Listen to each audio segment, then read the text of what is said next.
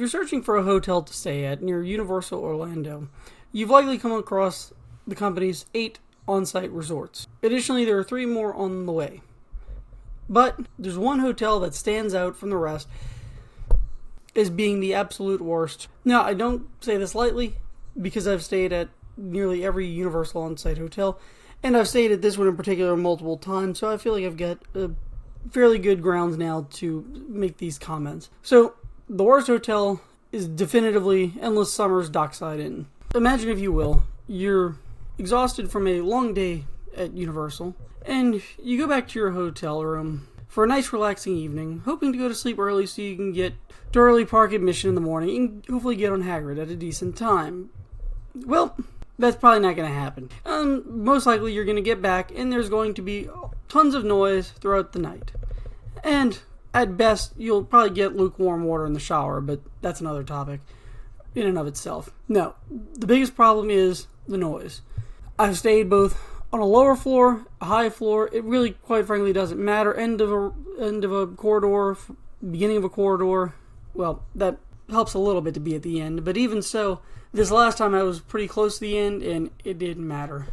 No matter what, it always sounded like there was elephants around you, and it was terrible. But why is this hotel in particular the worst? I mean, quite frankly, I've stayed at all of Disney's value resorts and haven't had a problem. I've stayed at moderate and deluxe hotels at Universal, Disney, and other places, and never had the problems that I've had at Dockside. The only thing comparable to Dockside is when I stayed in California for Disneyland a couple years back. I stayed at Parkview. I was on the first floor and right by the staircase. And every time somebody went up that stupid staircase, you could hear it just echoing through the room. It was terrible. So let's take a little look at the hotel and what it does right and what it does wrong. So the reason I think that this hotel has the problems it does is because of the size. It's got over 2,000 rooms, and to get that many rooms to fit in this footprint, what you end up with is essentially 4 long corridors.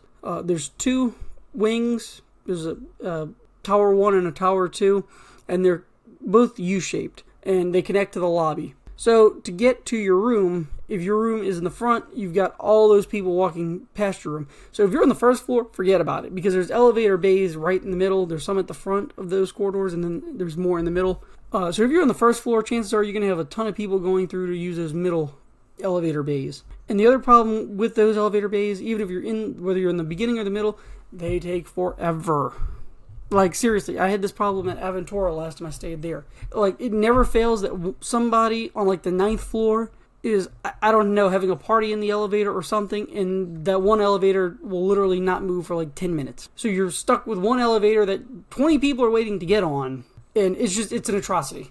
And then by the time the elevator does come, everybody's going to be fighting to get on it. It's just a bad experience overall. So to finish touching on the number of rooms, the 2,000 rooms are roughly the same number you would have at Disney's All-Star Resorts. That's each individual resort has about 19 something. Music has a few less because they do have suites. And that's the key problem here.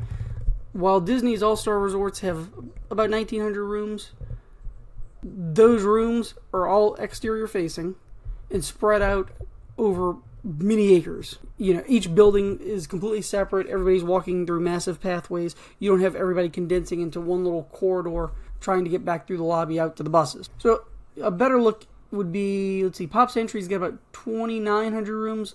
It's about 900 more, so not a great comparison.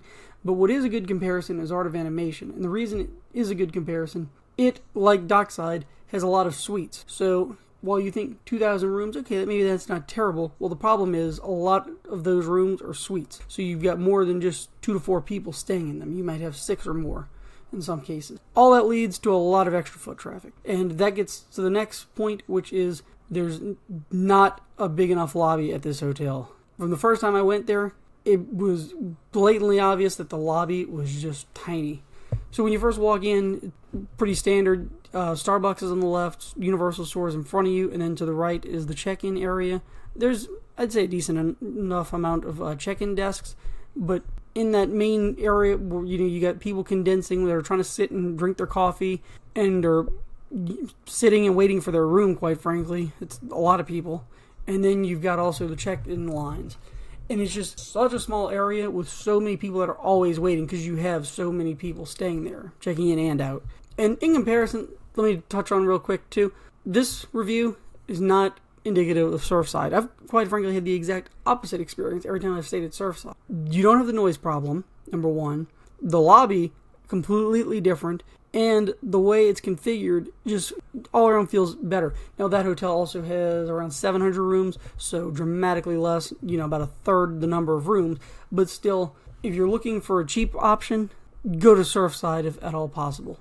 Let's start touching on some of the things that make those two hotels stand out as being lesser than some of the other on-site options. Number one, I know the biggest complaint is going to be the distance from the theme parks. Obviously, you're kind of outside of walking distance. You theoretically could walk, but it's going to be a trek.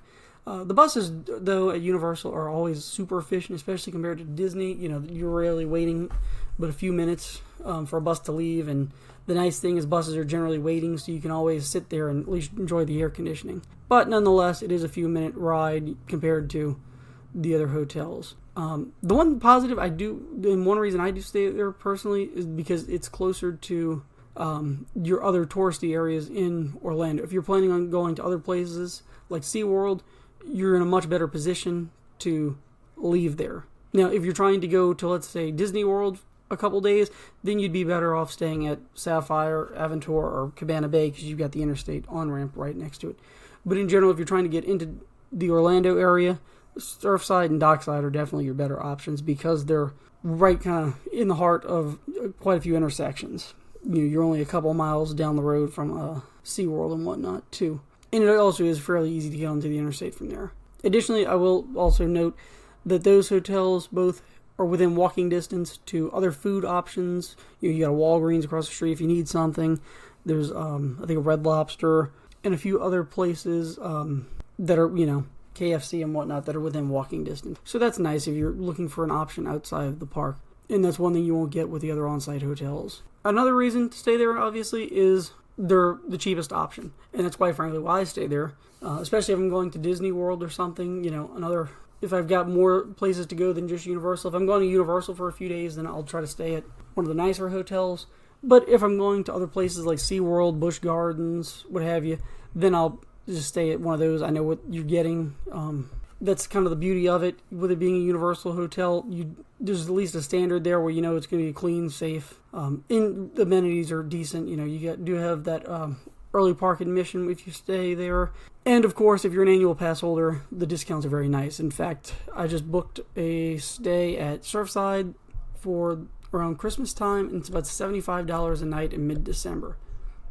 Even regular rack rates are around $100 a night, so excellent value. And keep in mind, you do have to pay for parking, but there are no resort fees, which many of the nearby hotels charge. And finally, one of the big draws that I have to Dockside, and just to kind of put you at ease if you're thinking of staying there, it's not a bad place at all. None of the Universal or Disney hotels, quite frankly, are bad in any way. But they're not when you've got 8 hotels, one's going to have to be the worst, quite frankly. In Dockside just is the luck of the draw on this one. The one thing that I really like about Dockside, and I've gone there even when I've stayed other places, is the food court. Dockside's got a very big food court area, and there's even a bar on the left, kind of next to Starbucks, that's got a little bit of seating over there. The food court is very large, especially compared to Surfside. Surfside's food court is tiny, but plenty of area to sit over there, especially if you're checking in or whatever and you're trying to kill some time. Go sit in the food court. Don't try to pack into the lobby waiting for your room to be ready. So, with all that being said, I'm interested to see what you have to let me know what was your worst Universal hotel experience and what you think is the best. Because I will be doing a video in the future on what's my favorite hotel. So be sure to let me know what your favorite Universal hotel is, and we'll see if ours match up in the next video. Thanks for watching.